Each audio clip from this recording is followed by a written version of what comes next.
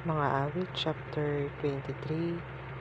Ang Panginoon ay aking pastor, hindi ako mangangailangan. Kanyang pinahihiga ako sa sariwang pastulan.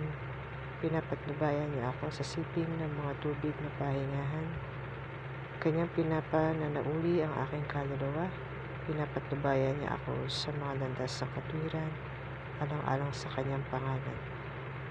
Oo, bagaman ako'y lumalakad sa libis ng lilim ng kamatayan, wala akong katatakutang kasamaan, sapagkat ikaw ay sumasa akin. Ang iyong pamalo at ang iyong tungkod ay nagsisialiw sa akin. Iyong pinaghahandaan ako ng dulang sa harap ko, sa harapan na aking mga kaaway. Iyong pinahiran na aking ulo ng langis. Ang aking saraw ay inaapawan.